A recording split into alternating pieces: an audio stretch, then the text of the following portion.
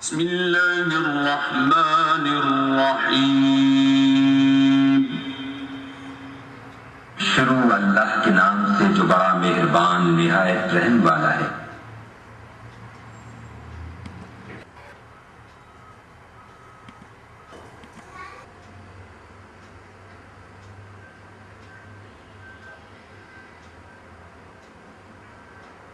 نستعينه ونستغفره ونؤمن به ونتوكل عليه ونعوذ بالله من شرور أنفسنا ومن سيئات أعمالنا من يهده الله فلا مضل له ومن يضلله فلا هادي له وأشهد أن لا إله إلا الله وأشهد أن محمدا عبده ورسوله يا أيها الذين آمنوا اتقوا الله حق تقاته ولا تموتن إلا وأنتم مسلمون يا أيها الناس اتقوا ربكم الذي خلقكم من نفس واحدة وخلق منها زوجها وبث منهما رجالا كثيرا ونساء واتقوا الله الذي تساءلون به والأرحام إن الله كان عليكم رقيبا يا أيها الذين آمنوا اتقوا الله وقولوا قولا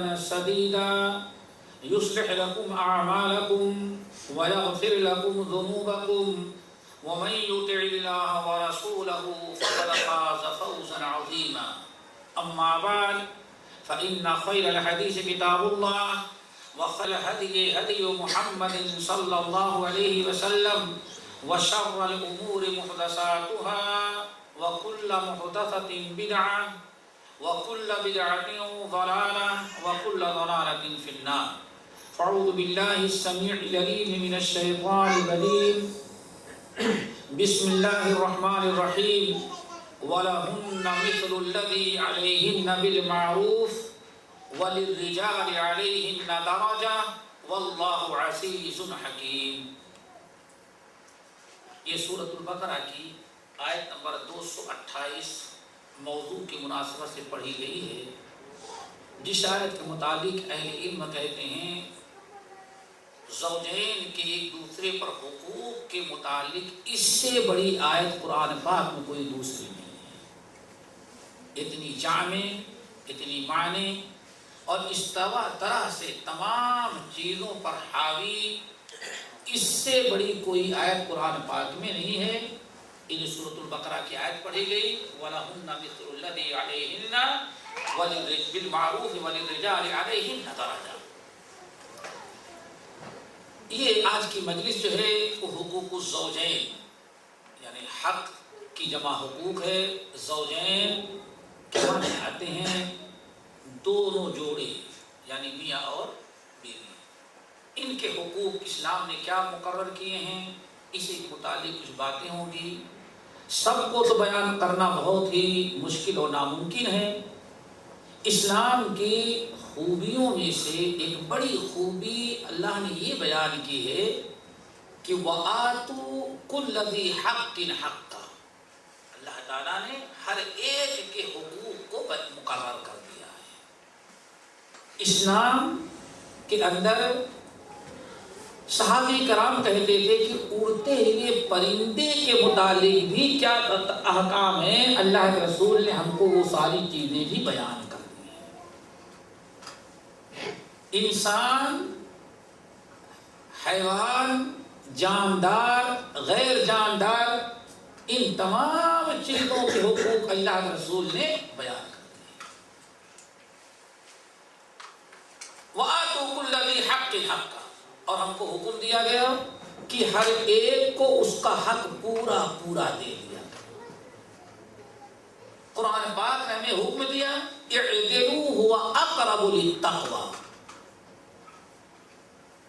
عدل و انصاف کرو، یہی تقوی کی زیادہ قریب ہے۔ عدل کیا ہے؟ ہر ایک کے حقوق کو برابر سمجھا جائے اور ہر ایک کے حقوق کو ادا کیا جائے۔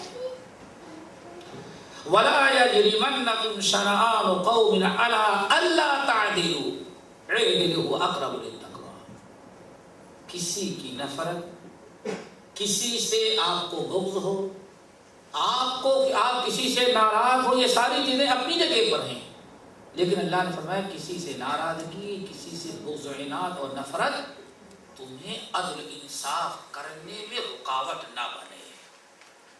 یہ ساری چیزیں اپنی جگہ پر ہیں، لیکن جہاں معاملہ عدل انصاف کا آ جائے، ایک دوسرے کے حقوق کا، تو پورا پورا ہونا چاہیے۔ اللہ تعالی ہم سب کو ایک دوسرے کے حقوق کو پہچاننے کی توفیق نصیب فرمائے، اور اس کے لیے علم کی ضرورت ہے۔ بغیر علم کے انسان ایک دوسرے کے حقوق کو نہیں پہچان سکتا۔ اسی لیے اس سے پہلے درسوں میں نے علم کے متعلق بڑی توجہ دلائی تھی آپ حضرات کی، کہ علم کے بغیر انسان نہ اللہ کا حق پہچانتا ہے اور نہ بندوں کے حقوق پہچانتا ہے، نہ حقوق اللہ ادا کر سکتا ہے، نہ حقوق العباد ادا کر سکتا ہے۔ اللہ رب العالمین نے قرآن پاک میں مختلف آیات میں حقوق کے زوجین کا تذکرہ کیا ہے، لیکن ایک چیز آپ یاد رکھیں، اس موضوع پر گفتگو کرنے کے پہلے ایک چیز بتا دینا بہت ہی ضروری ہے۔ مبصرین، اہل علم، مفکرین، متقدمین اور متاخرین، سب کا اس بات پر اتفاق ہے کہ دنیا میں عروج، ترقی، کسی قوم کے پنپنے اور کسی قوم کے تقدم کا سبب دو چیزیں ہوا کرتی ہیں۔ دو چیزیں ہیں جس سے انسان کو دنیا میں عروج اور ترقی نصیب ہوتی ہے۔ ان دونوں میں سے ایک ہے عورت، دوسری ہے دولت۔ جہاں بھی یہ دونوں چیزیں اگر صحیح مصرف میں ہیں اور یہ دونوں اگر اچھے راستے پر ہیں تو وہ قوم ترقی کی راہ پر رہتی ہے۔ اسی لیے اس کے برعکس کہتے کیا ہیں، ہمیشہ کسی بھی امت کے بگاڑ اور زوال کا جو سب سے بڑا سبب ہوتا ہے وہ انہی دونوں چیزوں کے بگاڑ، دولت اور اہل علم نے جو یہ بات کہی، اس کا اندازہ صحیح مسلم حدیث سے بھی ہوا ہوتا ہے، جس میں آپ نے ارشاد فرمایا، اے لوگوں، یہ یہود اور نصارہ، بنی اسرائیل ان کو کہا جاتا ہے، یہ یہود اور نصارہ بنی اسرائیل کی دو شاخیں ہیں، ایک ہے یہودی اور دوسرے عیسائی۔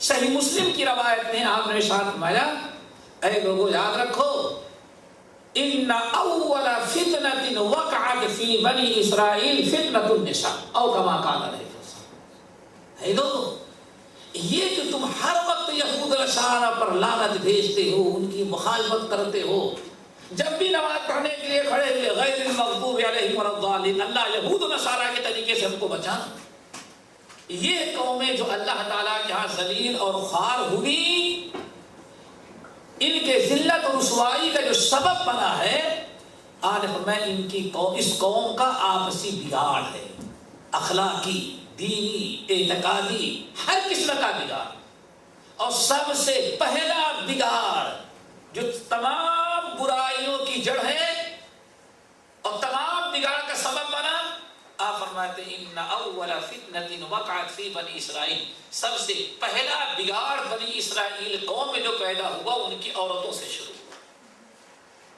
ان اول فتنة وقعت فی بنی اسرائیل، سب سے پہلا بگاڑ جو پیدا ہوا بنی اسرائیل میں عورتوں کے اندر فساد پیدا ہوا، عورتوں کے بگاڑ سے آج یہود و نصارہ کو وہ ان حالات کا سامنا کرنا پڑ رہا ہے جو آپ اپنی آنکھوں سے دیکھ رہے ہیں۔ تو اہل علم نے، چاہے متقدمین ہو یا متاخرین، انہوں نے جو بات کہی بڑی اہم ہے کہ کبھی بھی قوموں کے عروج کا جو سبب بنی ہے دو چیزیں، حلال مال و دولت اور شریعت کی پابندی کرنے والی دیندار، صالحات، قانتات، عابدات، یہ خواتین بنی ہیں، اور ان دونوں میں جب بگاڑ پیدا ہوا تو امت زوال کے راستے پر چلی گئی۔ اللہ تعالی ہم سب کو زوال پذیری سے بچائے۔ اللہ رب العالمین نے قرآن پاک میں اور احادیث میں نبی علیہ السلام نے ایک عورت کا کیا مقام، یا دوسرے لفظوں میں یہ سمجھیں کہ مردوں کے لیے اور قوم اور امت کے لیے عورتیں کتنی بڑی نعمت ہیں، ان کو سمجھنا چاہیے۔ ہم نے پورے قرآن اور حدیث کا مطالعہ کیا اور آپ تجربہ کر کے دیکھیں، بہت ہی زیادہ زور اس بات پر دیا گیا کہ یہ مرد حضرات یہ پہلے عورتوں کے مقام کو اور اللہ نے کتنی بڑی نعمت ان کو بنایا ہے اس کو پہلے سمجھیں۔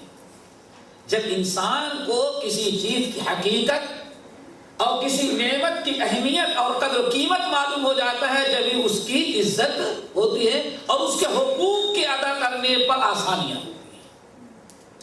آئیں چند چیزیں جو بڑی ہی اہم ہیں ان کو آپ کے سامنے رکھتے ہیں۔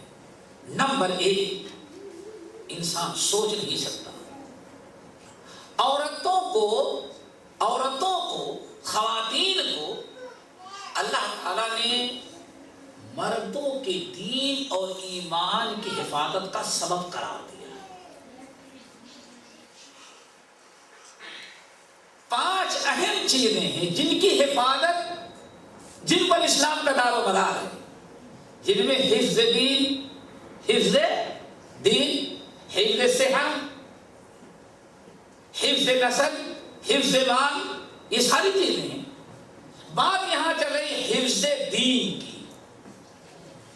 ایک انسان کے معاشرے میں مردوں کو جو اسلام کے علم بردار بنیں گے، جو اسلام کے محافظین بنیں گے، ان کے دین اور ایمان کی حفاظت کا سب سے بڑا سبب اسلام نے جو بنایا ہے وہ عورتوں کو بنایا ہے۔